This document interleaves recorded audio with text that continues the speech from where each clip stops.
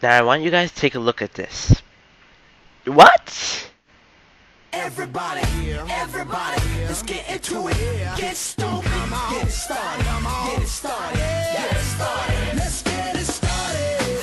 Let's get it started in here. Let's get it started. Let's get it started in here. Let's get it started. And we go up, down, up, down, up, down, up. Hey guys, Red 0211, bringing them in with a brand new Pokemon Wi-Fi battle.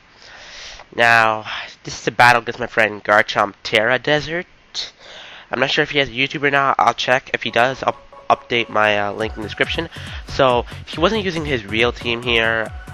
He said he's a test team, so I wasn't going all out. I was using stuff like Wigglytuff and, like, you know, Bikini stuff. So, I'm gonna start off with my Vagina, and he's gonna bring out his Alien X. So, yeah, so he's gonna go straight for the Stout Rocks. I started off with Bikini because I knew he started off with either Fortress or Deoxys, so I wanted to, like, you know, either cripple both of them and try to stop them from attacking. He does have Focus Sash, pretty obvious, and I'm gonna get my stat drop, and I don't want to stay in with Drop Drop even on a Deoxys speed form, so I'm gonna switch out to my Fat Bitch, my Wigglytuff. I don't know why. I was thinking maybe he'd switch out so I can get a T-Wave Roar, but I was thinking, okay, I just made a huge mistake. So I made a stupid mistake bringing Wigglytuff, because he's obviously going to stay in and put more hazard. So I just finished it off with a Seismic Toss. So I probably could finish him off with Victini, but I was acting stupid and let him set up 2 layers of spikes and 1 layer of Stout Rock. So he set up his Heatran, and this is good, because if it's a special attacker, I'm a special wall, so I could take it. But it turns out he's like a bulky roaring one, like, you know, special defensive. So that's pretty weird. I didn't see that coming. He rolls me out to my Latios, and he brings out his Scizor.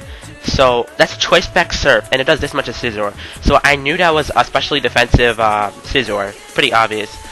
So I'm gonna switch out into my own Scizor just to see what this Scizor is going for. It's gonna go for the Roost. It's a pretty obvious move considering it's bulky Scizor. So since it is bulky, which I figured about a Roost, I did not want to stay in because I know Superpower wouldn't do much. So I'm gonna U-turn something that can actually do something to Scizor, and I was surprised that U-turn did a lot more. So I definitely know it's especially defensive bulky. So I'm gonna switch get switched out into my Vagina because I want to scare him out. Now it's still the beginning of the match, and I don't want to overpredict too much because, you know, if I do and he, like, it could really cost me the match, like go for a Psychic or something, or Focus Blast. So I do go straight for the V-Create. That kind of does turn the table on me because he does go for the obvious switch. But, you know, early game, you're not really supposed to predict that much because it might ruin you from the beginning. You only do it to get, like, a lucky chance during the end game. I go for Focus Blast. He sees that I have it with a Protect, so I thought he switched out, but he didn't. That's why predicting is bad early in the game. That just ruined. I could have, like, dominated that thing, and because of that, he's gonna be able to get a free sub. I do get crit, not really matter because he is pretty bulky. Now he does get the free sub, which sucks. So that's why predicting early is really bad. So, and this Victini spread really sucks. I hate it. Don't use mixed Victini. It just sucks. Can't do anything right, and it never one-hit KOs anything. The pure physical one is a lot better because it has a lot more variety. This one just sucks, and Focus Blast misses all the time. So, yeah, go for the Focus Blast. He's going to protect himself to try to get more leftovers. Now, at this point, Victini kind of sucks. It can't do much, so all I want to do is just, you know, use it as Death Fodder just to break that substitute, because that's the only thing it's really good for now. So, I'm going to go for Focus Blast, try to break his sub, and I do break it up. And, yeah, I'm going to break his sub. He's going to go straight for the Roar, so as soon as Victini comes out next time, it's just going to die to hazards. And he's going to Roar me out to my Gliscor. This is actually a good thing, because since he is a bulky spread, I know one of anything won't kill me directly, so, and I'm faster than him because he's paralyzed. So, I do go for the, I'm going to get the Poison right now. It's a little bit laggy because of Camtasia, so he does get paralyzed. I don't know why. I think he was going for Protect. Yeah, that's why he's faster, to try to see what I would do. So I'm going to go straight for the Earthquake. That does kind of suck, because if he saw what I did, he could switch out a Gengar or something just to, you know, predict that. But it kind of sucked. He got Parahacks. I do finish him off with an Earthquake. And, yeah, I'm going to get some more Poison Heal damage. And it's looking pretty decent, I guess, for me, but it's also looking pretty good for him.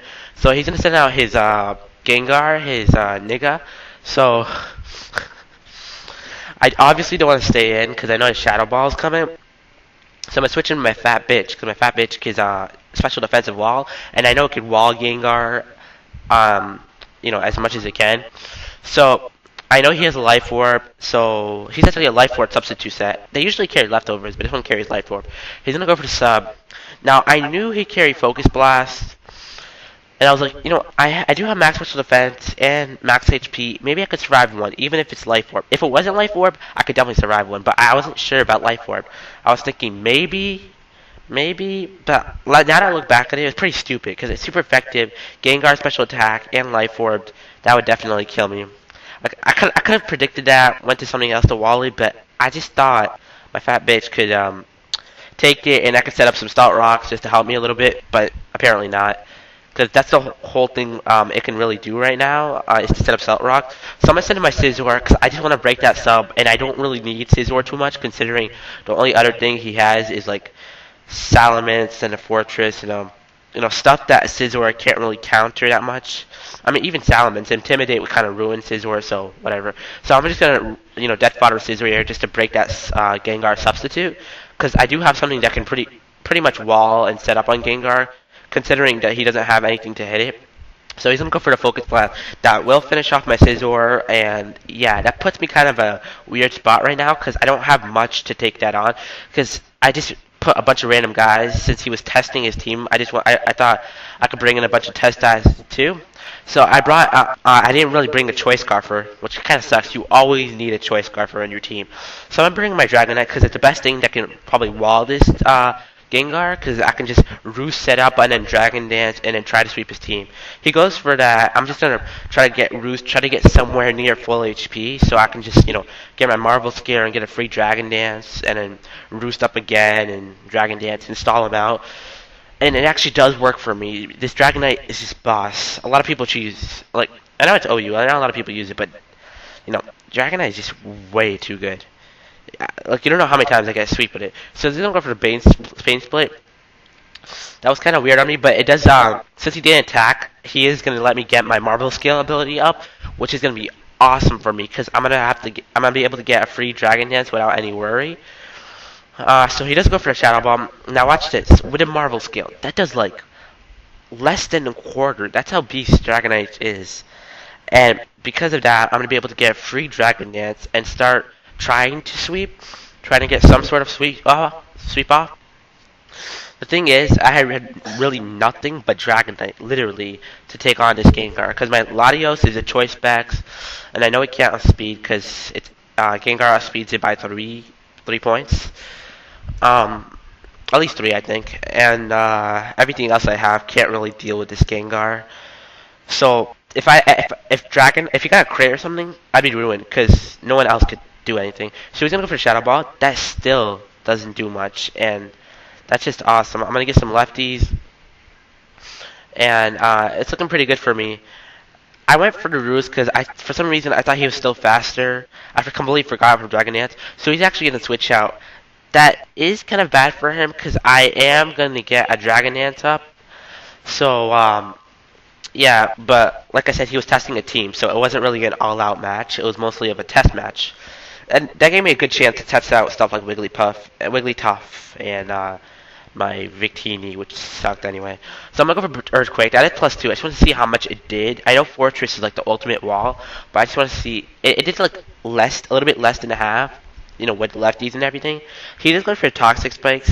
I don't know why now, because it's not like I'm gonna switch out anytime soon since I got a couple Dragon Dances up. So yeah, so I'm just gonna set up another Dragon Dance just because I can. Because I was kind of feared in Gyro Ball, but I knew that at this much HP, I could still take one even with all my speed boosts. And I'm kind of physically bulky, so I can take a couple hits. So he actually doesn't have Gyro Ball. He goes for the Volt Change. Well, I don't know. I'm probably thinking he's running like Toxic Spikes, maybe Spikes, Stout Rocks, and Volt Change. Volt Change is kind of weird. Never seen that on Fortress. So this is now his meds. Try to get the Intimidate. I am still +2, even with the Intimidate in attack, and +3 in speed. So I definitely know it won't really matter, because a Dragon Claw is definitely going to be able to beat that Ness.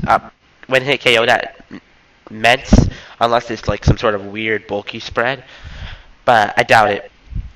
Because he'll stop running bulky Salamence ever since Dragonite came into the OU metagame because of Marvel's multi-scale. So I do outspeed. I'm going to go for the +2 Dragon Claw, and that will obviously finish Salamence.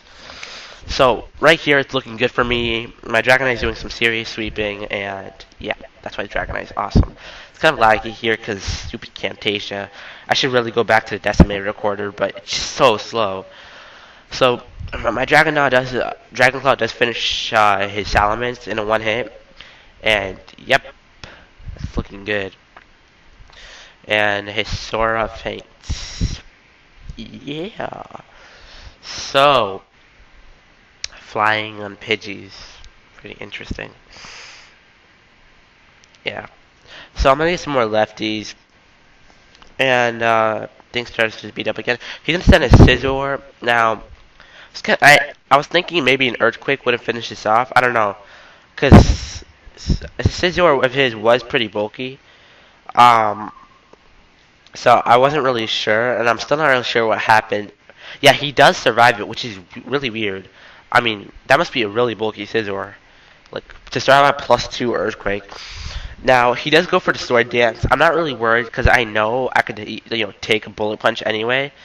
So I'm gonna get especially my Marvel Scale. Marvel Scale basically just negates his effect of Sword Dance, and it adds a little bit more. I'm not sure exactly how it works, so well, I'm not sure how much Marvel Scale actually increases by. So he's gonna give some more lefties. I know a Bullet Punch is coming, and I know it can take it. So he's gonna go for the Bullet Punch, and it does like a decent amount. But watch this. This is actually gonna be what's it called? A crate with a +2, even with Marvel Scale. That's +2. That's really surprising. But not really surprising because maybe he put a lot of investment into defenses. As you can tell, he took that +2 Earthquake really well. So he's probably, a more bulky spread that doesn't really have that much EVs and attack. So makes sort of sense, but wow, Dragonite. So he's gonna send in his Ninja, his Fortress, and I'm not really worried at this point, because yeah, even if he does survive the Earthquake, Gyro Ball is not really something I'm fearing. So I'm gonna go for the Earthquake, and what's it called? I think, yeah, that gets him pretty low where he can go for another Volt Change, but at this point I know it's already my game, because I don't think he has anything else that can really injure my Dragonite, especially at like +3, because that Gengar definitely can't do anything. I know a Dragon Claw can one hit it. So he's gonna Volt Change switch into his Niga again, and yeah, at that point, well, it doesn't matter what point. Gengar is obviously gonna die to +2. So at that point, he just leaves the game because it's kind of pointless. So see you guys.